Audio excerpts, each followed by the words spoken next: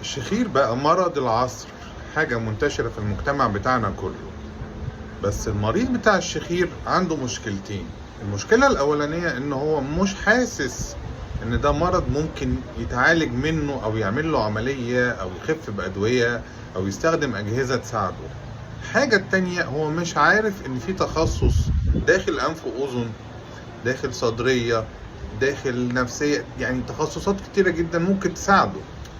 فأنت لازم تبتدي بإنك تقبل إن ده مرض، وبعدين تكشف، وبعدين الأهم بقى إنك تقبل إن تشخيص الحاجة دي وعلاجها فيه خطوات كتيرة جدا، بس في الآخر إنك هتوصل لفايدة لايف سيفنج، تنقذ حياة.